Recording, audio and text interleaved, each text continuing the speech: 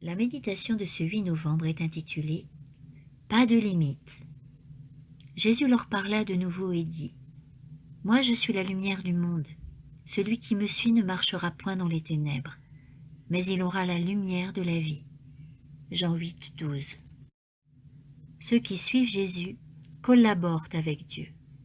Ils ne marcheront pas dans les ténèbres, mais trouveront le vrai sentier où Jésus, la lumière du monde, sera leur guide. Et en s'avançant vers Sion avec foi, ils acquerront une brillante expérience dans les choses divines. La mission du Christ, si faiblement comprise et si peu acceptée, mission qu'il appela du trône divin au mystère de l'autel de la croix du Calvaire, se déroulera de plus en plus devant nos yeux, et l'on verra que dans ce sacrifice du Christ se retrouve le point de départ et les principes de base de toute autre mission d'amour.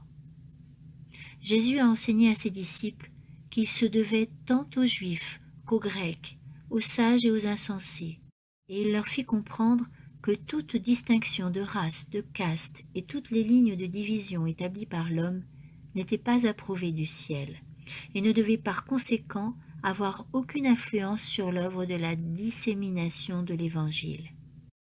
Les disciples du Christ ne devaient faire aucune distinction entre leurs voisins et leurs ennemis, mais plutôt regarder tout le monde comme leur prochain ayant besoin d'aide. Ils devaient considérer le monde entier comme leur champ de travail et s'évertuer à sauver les perdus partout où ils se trouvaient. Jésus a confié une tâche spécifique à chacun, l'extirpant de son cercle étroit où l'avait enfermé son égoïsme, bannissant toute ligne territoriale et toutes les distinctions artificielles de la société. Il n'a marqué aucune frontière aux ailes missionnaires, mais il a ordonné à ses disciples d'étendre leur œuvre jusqu'aux recoins les plus reculés de la terre. Le Seigneur Jésus est la source de notre efficacité en tout. Son esprit doit être l'origine de notre inspiration. Et en nous plaçant volontairement entre ses mains pour être des canaux de lumière, nous n'épuiserons jamais nos possibilités de faire le bien, car les sources de la puissance de Jésus-Christ sont toutes à notre disposition. Nous pouvons puiser de sa plénitude et recevoir de sa grâce absolument illimitée.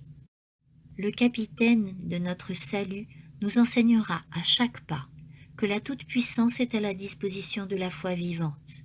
Il a déclaré « Sans moi, vous ne pouvez rien faire, parce que je m'en vais vers mon Père. » Amen.